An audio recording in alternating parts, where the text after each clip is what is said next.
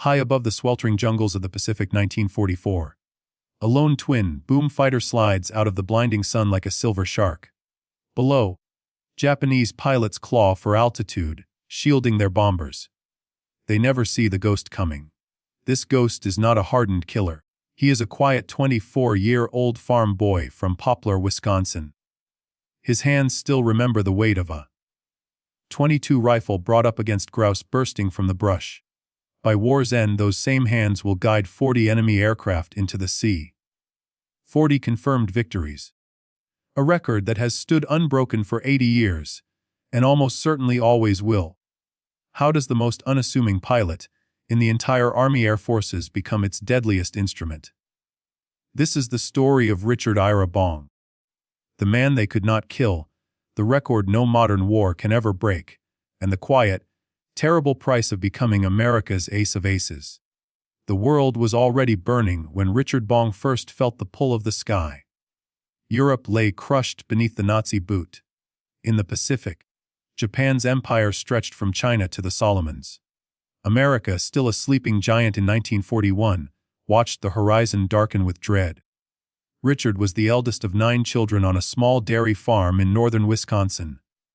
Life was milking cows before dawn, mending fences, and hunting to put meat on the table. He learned early that work was quiet and relentless. He also learned to shoot.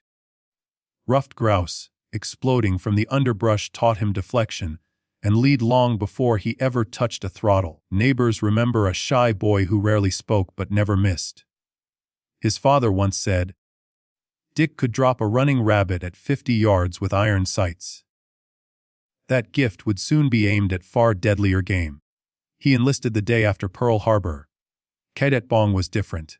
Instructors wrote in his file, "Flies the airplane like he is part of it." He soloed after 6 hours. Most needed 12. One examiner noted, "He doesn't fly the airplane. He wears it." Another wrote simply, "Natural, born airman. Do not wash out." Stationed at Hamilton Field, California, Lieutenant Bong met the love of his life, the Lockheed P-38 Lightning. Twin engines. Twin booms. Revolutionary design by Clarence Kelly Johnson.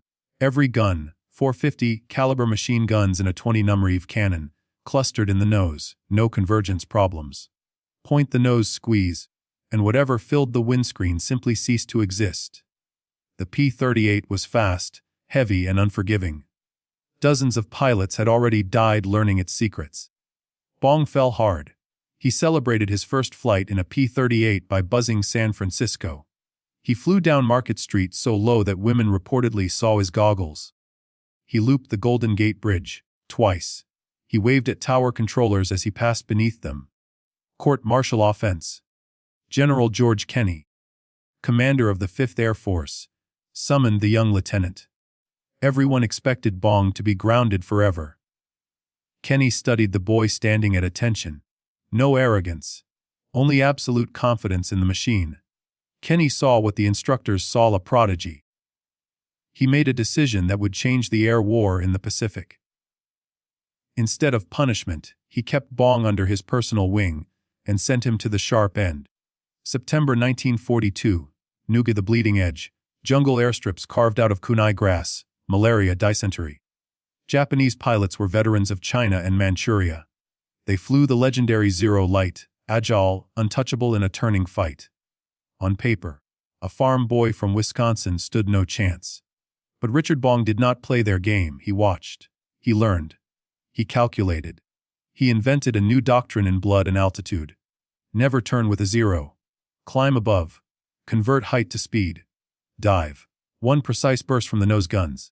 Climb away. Repeat. His combat reports were clinical, almost shy. Altitude, time. Result. Gun camera footage told the rest. Patient stalking. A heartbeat of fire. Immediate escape. Squadron mates called it surgical. Major Thomas Lynch, another ace, said, "He kills like a surgeon and wastes nothing." The Japanese called the P-38 the fork-tailed devil. Richard Bong became its high priest 1943.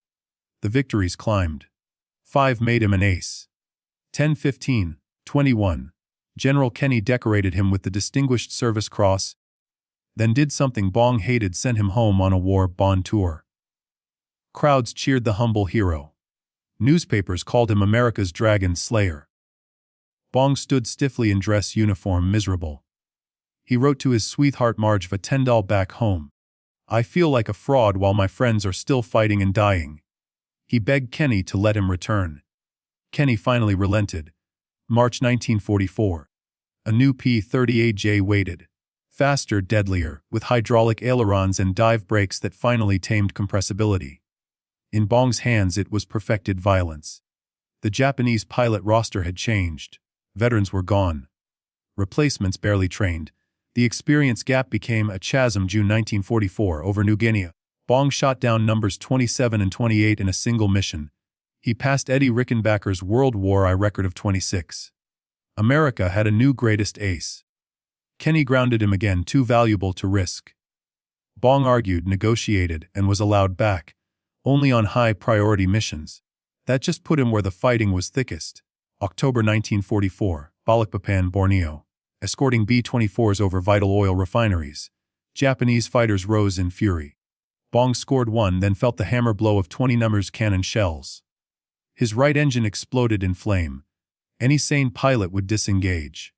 Bong feathered the prop, extinguished the fire, and turned back into the fight. On one engine, trailing smoke, he shot down another enemy aircraft before nursing Marge home across 700 miles of open ocean. Ground crew counted over 100 holes. They wanted to scrap the plane. Bong rebuilt her himself. December 1944. The tally stood at 40. 40 confirmed aerial victories.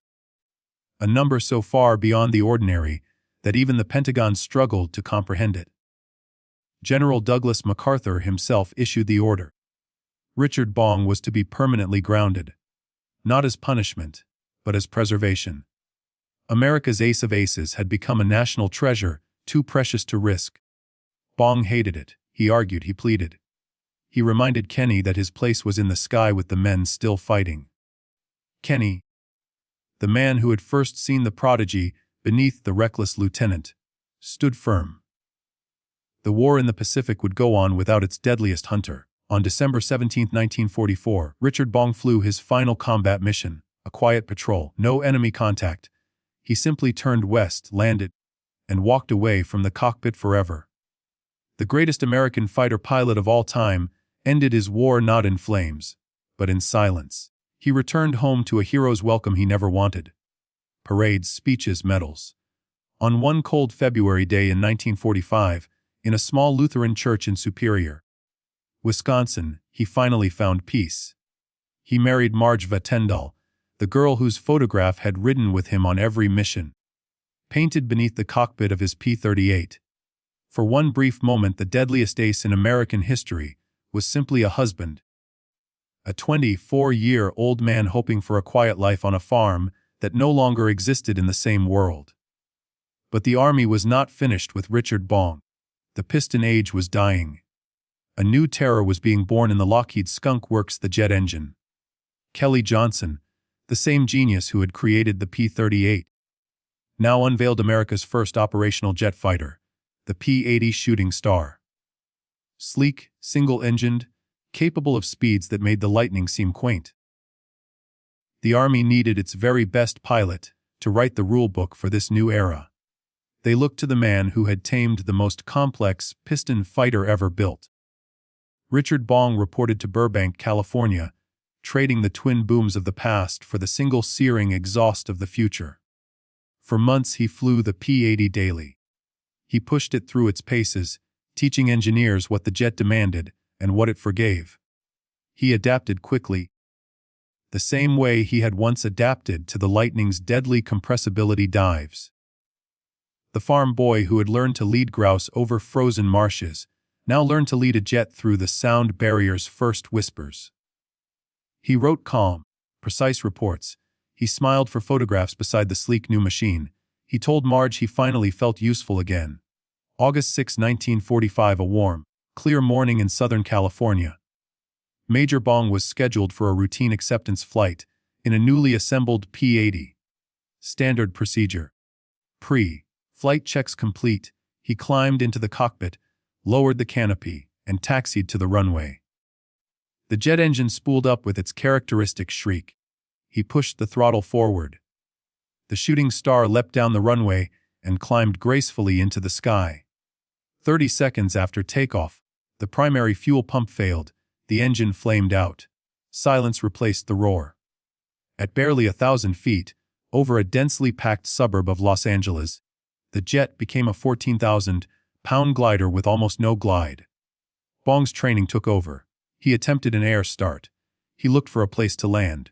There was none. Houses, streets, and schools stretched in every direction. He held the nose up, trading speed for altitude, trying to reach open ground. He cleared the rooftops by feet. At the last moment he rolled the jet away from a crowded neighborhood and attempted to eject. Too low. The P-80 struck an empty field and erupted in a ball of fire. Richard Ira Bong, winner of every medal a grateful nation could bestow, died instantly. He was 24 years old. That same day, half a world away, another American aircraft, this one a B-29 named Enola Gay, climbed through the dawn over Japan. At 8:15 a.m. Hiroshima time, it released a single bomb. In one blinding flash, the age of the atomic bomb began. The age of the gun-fighting ace ended forever. Bong's death made page 6. The end of one kind of war eclipsed the end of its greatest warrior. Post-war analysts pored over thousands of feet of his gun camera film. They expected bravado. They found cold, repeatable science. Hit percentages that belonged to another planet. Ammunition expenditure per kill so low it embarrassed other aces. He never sprayed and prayed. He calculated. Positioned, fired once, and vanished. His tactics, energy management, boom and zoom, discipline, disengagement, were codified into doctrine. They are still taught at fighter weapons schools from Nellis to Tyndall. The quiet farm boy had not just broken a record. He had written the textbook. Modern air combat is sterile. Missiles streak beyond visual range. Pilots kill from 50 miles away, never seeing the face of the man they erase.